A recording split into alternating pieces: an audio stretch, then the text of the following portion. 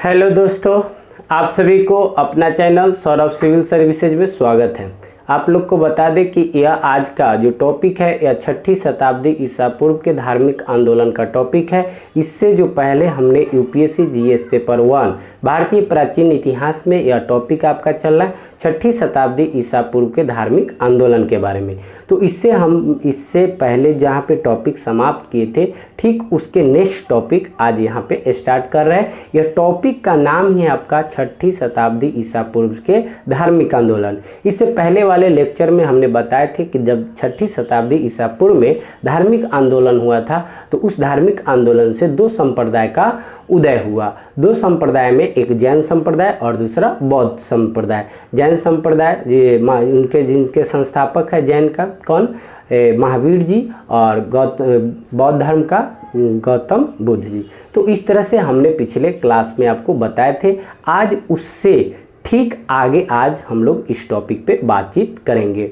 तो बातचीत करने से पहले आप ध्यान दीजिए कि इस चैनल को सब्सक्राइब लाइक शेयर जरूर करें ताकि इसकी फ़ायदा सभी दोस्तों तक जा पहुँचे।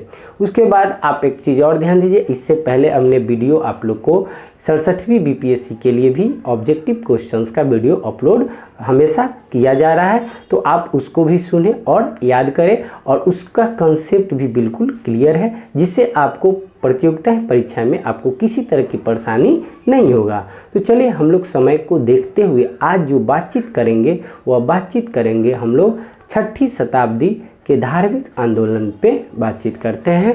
तो जहाँ पे हमने टॉपिक समाप्त कर दिए थे उससे नेक्स्ट टॉपिक ये आपका होगा।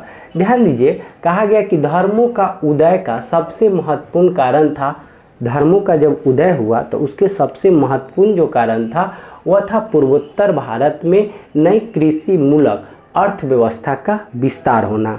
क्या कारण था कि कृषि मूलक, कृषि जैसे हमने बताए थे वहाँ पर पशुपालक, उसके बाद जो किसान वर्ग के जो लोग थे वह सभी का जो उभार हुआ, उदय हुआ, यहीं से होता है। उसके बाद हमने बताया कृषि मूलक अर्थव्यवस्था का विस्तार, लोहे के इस्तेमाल से वहाँ की जो जंगल जो था उसको क्या कर दिया गया, साफ किया गया। तो इन जंगलों को साफ करना, और जंगलों को साफ करने के बाद लोग वहाँ पर क्या हुआ, रहने लगे, बसने लगे और अपना जीवन यापन करना प्रारंभ कर दिए। और वहाँ बसना संभव हो सका जब वहाँ पर जंगल जब था तो उस जंगल को लोहे के द्वारा, मतलब लोहे के उपकरण के द्वारा उस जंगल को समाप्त किया गया और वहाँ पर फिर मतलब लोग रहना, मतलब अपना बसना प्रारंभ कर दिए।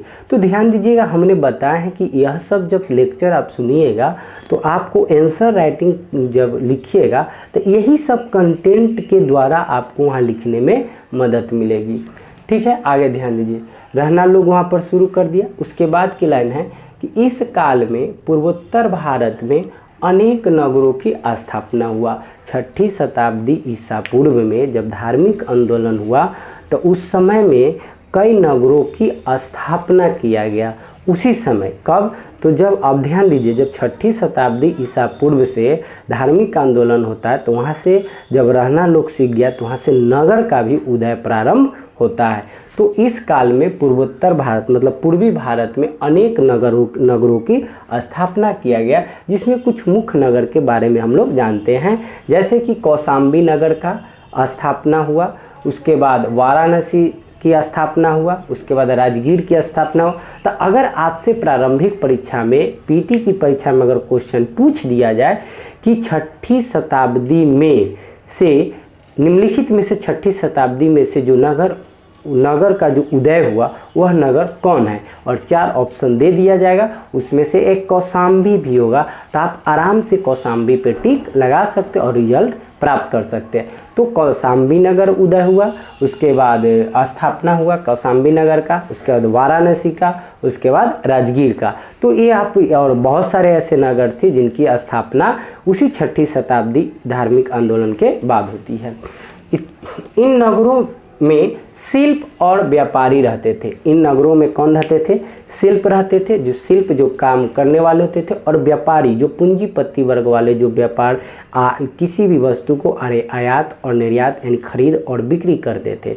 तो व्यापारी वर्ग भी रहते थे और क्या बताएं, शिल्पकारी भी रहते थे, जिन्होंने जिन्होंने पूर्वी उत्तर प्रदेश और बिहार, उन्होंने क्या किया, जो शिल्प लोग जो थे, व्यापारी वर्ग जो शिल्प वर्ग थे और व्यापारिक वर्ग, श्रमिक वर्ग, उन्होंने क्या किया कि पूर्वी उत्तर प्रदेश और बिहार में आहत सिक्के चलाए। कौन सा सिक्के चलाए? आहत सिक्के। जब व्यापार जहाँ पे आ गया तो वहाँ पर जब क्रय और विक्रय की बात होता है, यानी खरीदारी और खरीदते हैं किसी वस्तु को और बेचते हैं, तो वहाँ पे जाहिर सी बात है कि अब सिक्का प्रचलन में भी आ गया। तो सबसे पहले व्यापारी वर्ग और शिल्प वर्ग जो थे, उन्होंने क्या किए कि उन्होंने क्या किए, पूर्वी उत्तर प्रदेश और बिहार में आहत सिक्के चलाए। कौन से सिक्के चलाए? आहत सिक्के। और आहत सिक्के के बारे में जानिएगा कि आहत सिक्के के बारे में अभी तक कितना बार क्वेश्चन पूछा गया है और पूछे जाएंगे, ये तो कंफर्म है। और यह संभावित आहत सिक्के के बारे में अब डिटेल्स से भी हम बताएंगे आगे की क्लास में। तो आप अच्छे से सबको सुनते रहें, समझते रहें, तो आपकी जो रिजल्ट है वो बिल्कुल आसान हो जाएगा। और बिल्कुल आसान यही सब आप लेक्चर क्लास सुनते हैं। और बता दें कि अभी जो आप इसके बाद जो टॉपिक आपका जो हम स्टार्ट फिर करेंगे, तो टॉपिक फिर स्टार्ट होगा आपका धार्मिक आंदोलन से ही, जो हम बताए थे कि दो संप्रदाय का जो उभार हुआ, तो दोनों संप्रदाय में जैसे जैन धर्म और बौद्ध धर्म। तो इसके आगे जब अभी टॉपिक समाप्त करेंगे तो आप लोग को क्या करना है कि घर से जैन संप्रदाय और बौद्ध संप्रदाय के भी बारे में पढ़ लेना है, ताकि जब यहाँ लेक्चर क्लास चलेगा तो आप वहाँ पढ़े रहिएगा, तो लेक्चर और सुनने में आसान हो जाएगा और कंसेप्ट भी आपकी बिल्कुल क्लियर रहेगा। तो चलिए ध्यान दीजिए, अब कहा गया है अगले लाइन को देखिए। इस समय लोगों में निजी संपत्ति के संचय के विरुद्ध एक कड़ी प्रक्रिया थी। लोग को निजी संपत्ति मतलब स्वयं का जो संपत्ति होता था उसको संचय मतलब एक जगह एकत्रित करना, वह बहुत ही क्या था, कड़ी प्रक्रिया था, वह नहीं रख सकते थे। ठीक, उसके बाद बताया गया कि पुराने विचार के लोग वापस पुरानी व्यवस्था की ओर जाना चाहते थे। तो ध्यान दीजिएगा, जहाँ मतलब एंशिएंट पीरियड की बात कीजिए, ठीक, और मॉडर्न की बात कीजिए, तो इस लाइन से हमें आज के वर्तमान के दौर में भी अगर इस लाइन को रिलेटेड कीजिए आज की वर्तमान जीवन में, तो भी वही सिस्टम आएगा। क्या कहा गया कि पुराने विचार के लोग वापस पुरानी व्यवस्था की ओर जाना चाहते थे। तो जाना चाहते थे क्यों? इसका भी बहुत सारा कारण हो सकता है, और इसका बहुत सारा कारण क्या होता है, एक ही कारण जिम्मेवार इसका नहीं हो सकता है। उसी चीज़ को आज के वर्तमान दौर में अगर हम देखते हैं तो आज के जो पुराने जो लोग हैं और वर्तमान के जो लोग हैं, दोनों में डिफरेंट है। और अगर संसाधन के दृष्टिकोण से अगर देखा जाए तो दोनों की जीवन जीने की शैली जो है, दोनों में बहुत ही अंतर है। बहुत सारे पॉइंट आपको अंतर दिखेंगे, आप भली भांति इस चीज़ को समझ सकते हैं।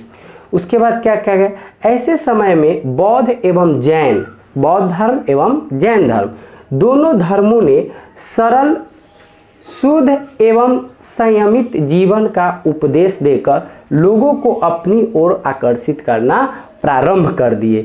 जब लोगों में ऐसा भावना आने लगा कि हम क्या मतलब पुराने विचार के जो लोगों में इस तरह की वापसी जाने की जो विचारधारा आया, उस विचारधारा को परिवर्तन करने के लिए बौद्ध धर्म और जैन धर्म ने क्या किए कि उनको एक शुद्ध एवं संयमित जीवन और सरल जीवन के उपदेश देना प्रारंभ कर दिए। और यह इन उपदेशों से उन लोगों को अपने इधर आकर्षित करना प्रारंभ कर दिए। जब आकर्षित करना प्रारंभ कर दिए तो लोग आकर्षित हुआ और लोगों को बौद्ध धर्म और जैन धर्म के प्रति झुकाव हुआ। जब झुकाव हुआ तब लोगों को जाकर अपने जीवन की मूल इकाइयों को समझ में आया, और इन मूल इकाइयों से वह लोग फिर से अपना जीवन जीना प्रारंभ कर दिया। तो इस तरह से जब हम पढ़ेंगे, बुक को जब अध्ययन करेंगे, सेल्फ स्टडी करेंगे, एक एक पैराग्राफ को पढ़िएगा तो सारी कंटेंट आपको मालूम चलेगा। तो सारे कंटेंट जानने के लिए जो हमने इस लेक्चर क्लास में जो आप लोग को बताते हैं उसको आप गौर से सुनिए और उसके बाद उस बुक को एक एक पैराग्राफ को पढ़िए, आपकी कंसेप्ट बिल्कुल क्लियर रहेगा। तो इसी तरह से आज हम यहीं पे टॉपिक आपका समाप्त करते हैं, और नेक्स्ट टॉपिक जो हम लोग स्टार्ट करेंगे वो टॉपिक स्टार्ट करेंगे बौद्ध धर्म एवं जैन धर्म। तो बौद्ध एवं जैन के बारे में आप लोग पढ़ के आइएगा। यह ऐसे दो धर्म हैं जो हमारे 6ठी शताब्दी ईसा पूर्व से उभर के आए हैं। तो इन बौद्ध और जैन के बारे में अगले वीडियो में विस्तार रूप से हम लोग पढ़ेंगे। तो आज तक इतना ही।